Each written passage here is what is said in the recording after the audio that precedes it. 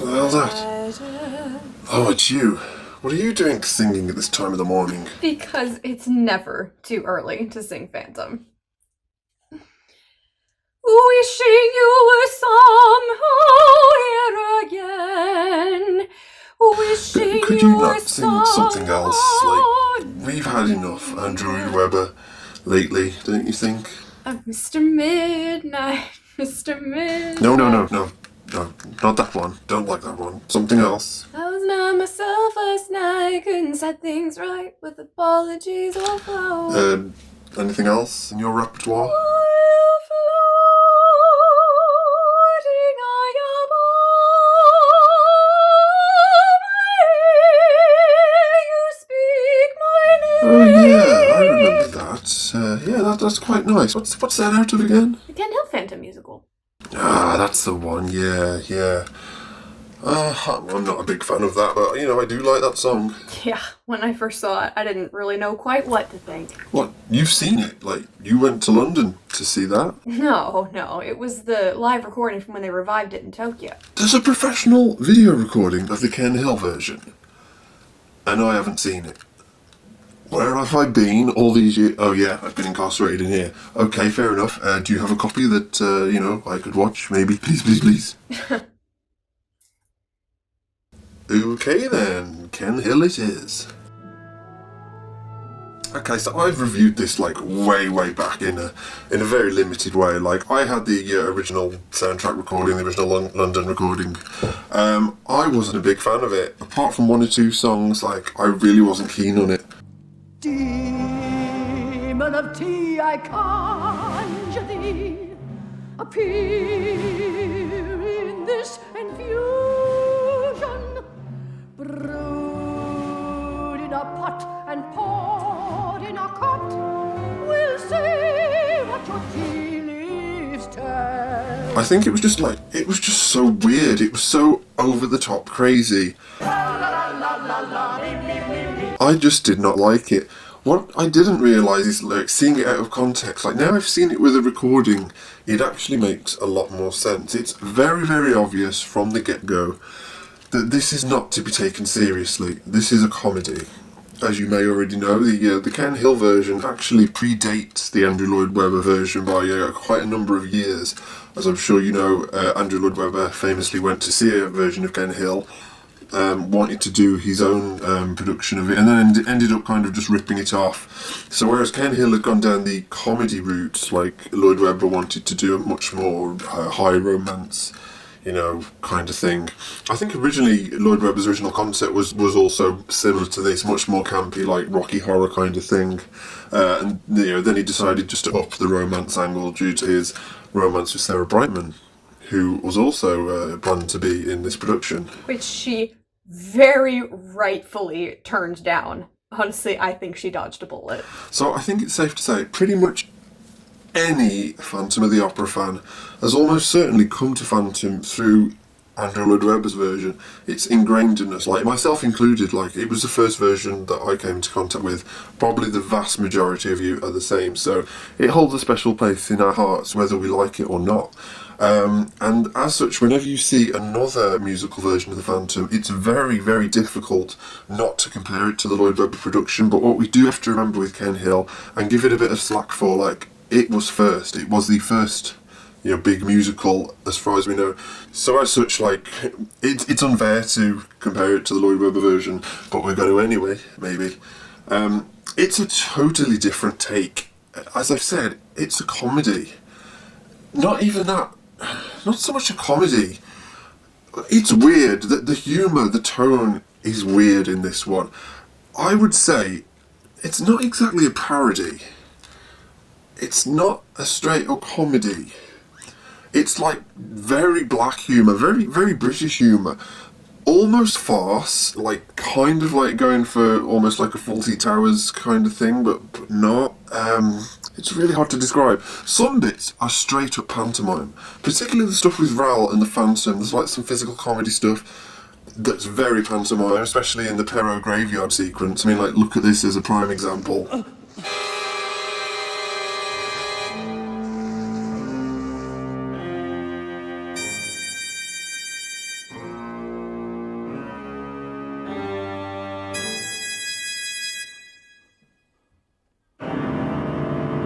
yes. Angry Eric gloves are angry.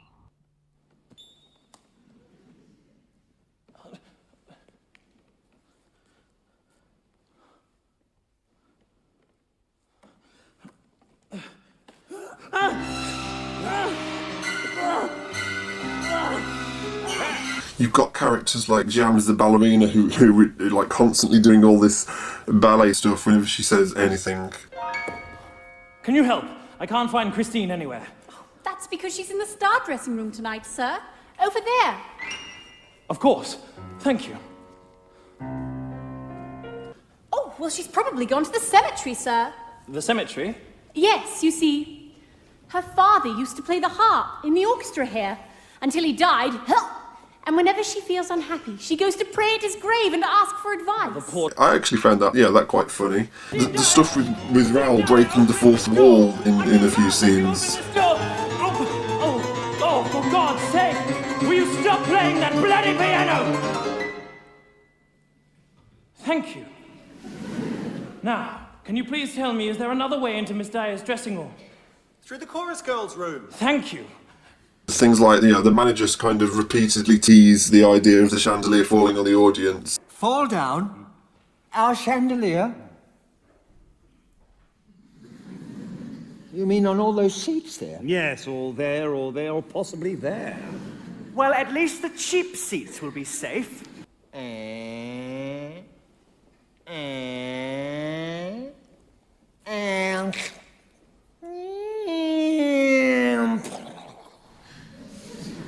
That does have actually quite a decent payoff as well. She was singing to bring down the chandelier! Clear the pit! Clear the auditorium! What are you doing? It's going to fall! What do you want to do? Not that one! This one! Oh, But a lot of the humour, largely falls flat. And, Megtin, let me ask you, you're an American, this is, I would say, a very British show, very British sense of humour. I can imagine, if you're watching this in London with, similar like-minded people, and having an audience that's into it, I actually think this would be quite a funny show. This production was shown for whatever reason.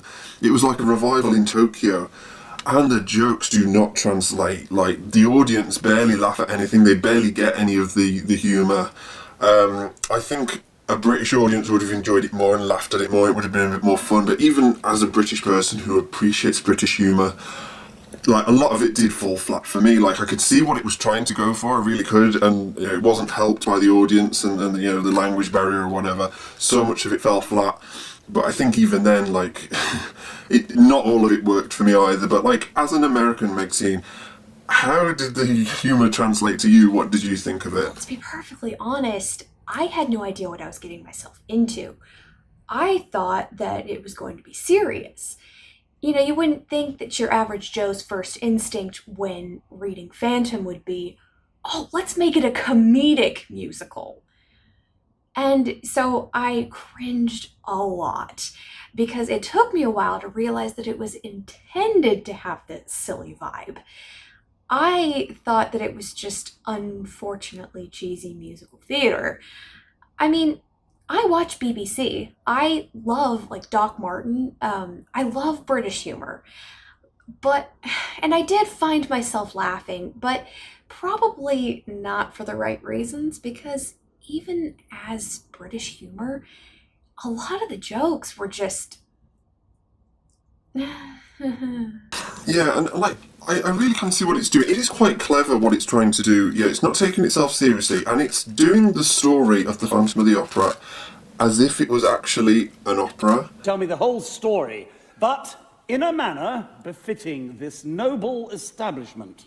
Well, if that's what you want, mate. On Caesar's back, dressed from head to toe in black, with a long flowing cape, and a mask up to his forehead, galloping him down the corridor is something really horrid. Now, I know barely anything about opera. Megtin, you probably know more about me and can say more about it. But it borrows very famous bits of classical music and operatic music and puts its own lyrics over the top of it. And in some cases, like, that does work, particularly this one. I'm sick of all your prejudice. Keep your big nose out of this. You know what you can come and kiss. It would be difficult to miss. Please leave it, dear, on bended knee. I cancelled one show recently. You really must go on for me, or I'll become a mockery. You want me on the stage? I do. Although my voice is dodgy. True. All right, I do it just for you. And you can do the singing too. Me sing it? That'll be the day. Though someone should. Hip, hip, hooray. But who, I wonder? Miss Daeeriry. No, don't run away. I'm sorry, sir, just passing through. I've come to clear my dressing room. And what a silly thing to do. How could we think of losing you? Stand over there, keep still. Yes, sir. Keep very I quiet. will, yes, sir. Shut up. Yes, sir. Now watch me make it up to her. And it's all done in a very, very over-the-top style, which I'm guessing, like, perhaps is opera like that. Like, I genuinely don't know. Is opera, like, campy and silly like this? No. Now, unless you're talking more of the Mozartian operas, like The Marriage of Figaro or The Magic Flute, or operettas, like Pirates of Penzance and Die Fledermaus, which is an entirely different genre, and is usually lighter-hearted, opera is generally quite serious. They're generally all tragedies, have very little comic relief, if any, and opera singers themselves just have a totally different temperament than those of musical theater people. This was using opera in all the wrong ways, and being a bit of an opera snob, you know, it irked me more than it might most people. But I thought it was fun that they actually took the story and did it all in the style of an opera. Although, saying that, not quite. I mean, if it was in the style of opera, presumably it would be sung through beginning to end. And it wasn't. There are lengthy dialogue sequences throughout. Honestly, I think it's just taking opera and slapping some different, far more comedic lyrics on it and calling it a day. I just don't think it works. And it doesn't do any service to the original scores, especially without professional opera singers singing them the way they were intended. I mean, this Christine was an actual opera singer, but I don't think she was using her full voice. And, you know, what a waste if you're going to sing a powerful, beautiful aria like Song to the Moon from Rusalka. I mean, using other composers' music worked for Mamma Mia because everybody already knew the ABBA music and it was like a big sing-along.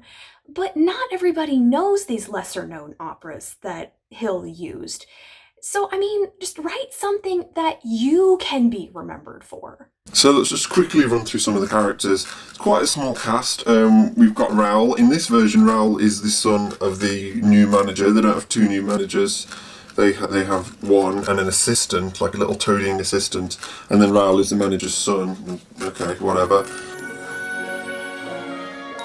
He has a pre-existing relationship with Christine, who is blonde in this version, so you know, that's a plus. That's book accurate.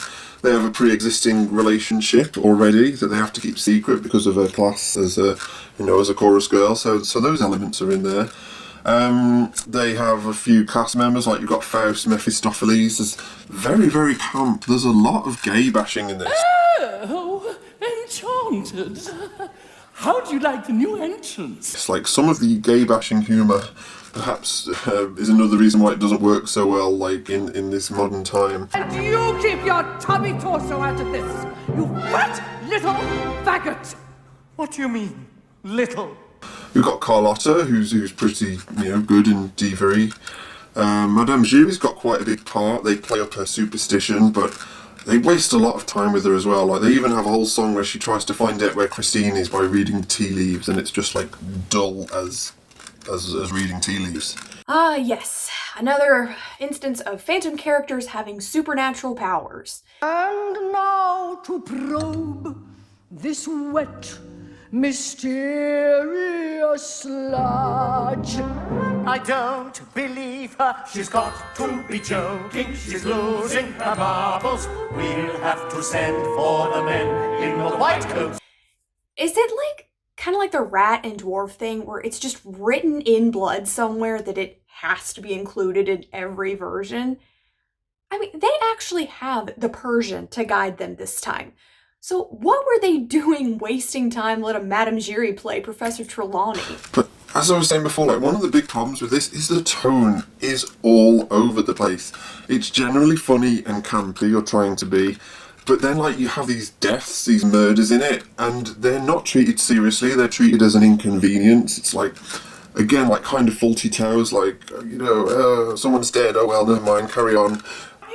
Oh my God! Good God! What a terrible accident! Bring down the curtain!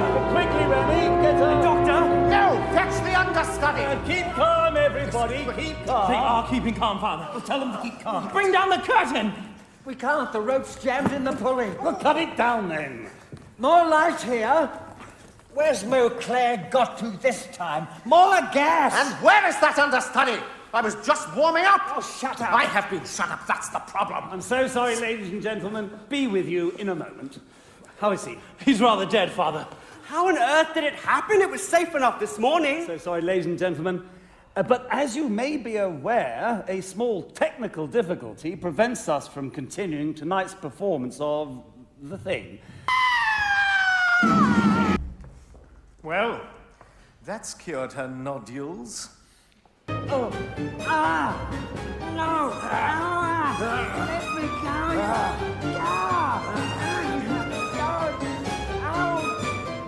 Stop! No! Put me down! No!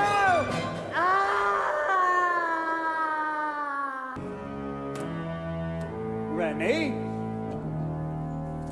Remy! He's been stabbed. Right through the heart. At least it was quick and painless. This is rare where he is concerned. Poor Remy. He was damned irritating, but he could be so... Particularly in Act 2, that is a problem. When we actually get down to the Phantom's Lair and we try and have like the big romantic stuff and the doomed romance, unrequited love angle, with all this other campy stuff going around and over the topness, it doesn't work. It really doesn't. Especially at the end when you try and have this like tragic ending. All the campy stuff that's gone before it kind of ruins it. And there are a few moments that are genuinely good. I really like the Perro graveyard sequence, apart from a few bits of silliness. You must pretend to go away. Please, Raoul. Well, Christine, it's getting late. Must dash. See you in the morning. Cherry bye. I'll be over here. That is a setting where they play while floating high above, which I still say is one of the best pieces of Phantom of the Opera music in any version. And that's because it was a ripoff of Je crois encore entendre from Bizet's The Professors.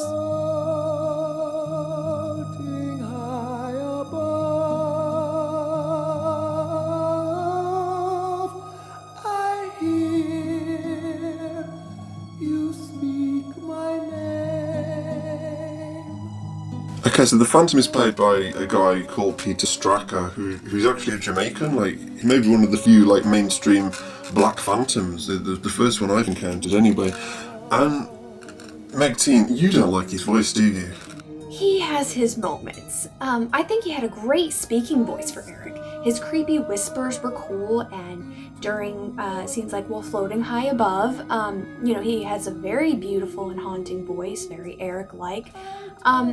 A lot of, almost straight tone, that had that ethereal vibe, not weighed down by a real hefty tenor vibrato. I think he's got a beautiful voice. It's very unusual, but it sounds like the voice of an angel. It's mesmerising. I really like it. I love this song, I really do. I really had high hopes, but it all just seemed to go downhill, particularly during the Apollo's Lyre moment and the final lair. He just started to sound like an off-brand David Bowie. There was all this super 80s power wailing and stuff, and I was just like, what happened?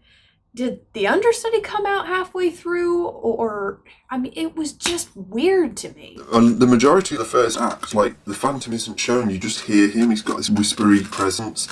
That is one thing this version did right. It's LaRue accurate in the sense that you just hear about the Phantom, you see very, very little of him. He's not really revealed till like way into Act 2. that was effective. The downside of that is that there's a lot of filler. You've got all these like little side characters, these humorous side characters, arguing, complaining, having random songs. There's a lot of filler, particularly in Act 2. Like, basically, Christine gets abducted, and there's just ages and ages of them talking about it, singing about it, making plans, little bits of awkward comedy that do not work. I actually found the first half funnier than the second. It started to grate on me over time. I did actually quite like the show, but the longer it went on, the more annoying it got. It was literally the most convoluted journey down to find Christine of any version I've seen. I still find it hilarious that Weber managed to wrap up the entire final lair in 15 minutes, but it takes literally the entire hour-long second act for Ken Hill to do it. Act 2 opens, Christine sings, she gets abducted, and the entire rest of the show is just every single member of the cast all trying to go down together to find Christine. She can't have vanished into air. Circle! You sure? Gallery! We've had a look around, And not a sign. Sir John, she must be found. Dress circle clear. Light, we need light. Where is Montclair tonight? He can't be found either. He's vanished too. He's fired, if it's true. I'm certain she's here, concealed in this gloom. You go that way, you go there. I'll try her room. There's no sign up here. Or here. Or here. Then what about the bar? We've already searched it. Then search again. I've had a thought instead. Let's all go home and go to bed. It was honestly exhausting. I was so beyond done after about 10 minutes of it. Plus points, this version does have the Persian in it. Down points, they've changed his backstory considerably. Like, now he's kind of also a magician for some reason. And they make him Eric's brother, which don't make a lick of sense because the Persian is Persian, and there's nothing to indicate that, you know, that this Eric is a Persian, so what the hell. But it's nice to have him. They have things like the torture chamber. In this version, like, all of them, like the whole cast go down to find Christine and end up in the torture chamber, which is interesting. Raoul in this version is largely ineffectual and useless. Yeah, but let's be real. When has Raoul ever been useful in any version? I've recently discovered this whole thing is actually also on YouTube, which I was not aware of. So you can actually check this video out yourself. Just go search for the Ken Hill Phantom. It is worth your time. It's reasonably accurate to the book. I'd say more so than the Andrew Lloyd Webber version. If you just go into it knowing that it is not to be taken seriously, it is silly on purpose, but it is definitely worth watching, I think. Is it as good as the Lloyd Webber version? No, not really, but it's totally different. If you take it as something completely different, you probably will still get some enjoyment out of it. I did. I enjoyed it more than the soundtrack, definitely. My enjoyment did pale over time, but it's definitely worth checking out. So that's my recommendation to you. That's what I thought of it. Megtin, do you have any closing thoughts on this version? Like you said, especially at the end where, spoiler alert, Eric is dying, and the tone seemed to be that we were supposed to now suddenly genuinely connect with these characters and, feel really sad that this was going on. But it just didn't happen because of the previous overwhelming amount of camp. And I always cry during Phantom. Always. But I didn't here. And it's really unfortunate. In Webber's musical and in the novel, your sympathy kind of builds because the show and the book are very serious. And that's why the ending is sad. You have grown to connect with them. But that didn't happen here. But despite everything, I still really, really like this for some reason. It is something that I will go and watch again and would probably even go see live if the opportunity were presented to me. If they ever let me out of here. Do I prefer Webber's? Absolutely. But This does offer something that satisfies the fangirl in me. I just can't quite manage to put my finger on it. Okay, yeah, I mean, I think I enjoyed it much more than you did. I didn't enjoy it that much, like, don't get me wrong. But yeah, go and check it out. That's all from us for now. Maybe if we find some more Phantom versions to watch, as usual, you guys will be the first to know. Until we ever meet again, my dear friends, bye for now.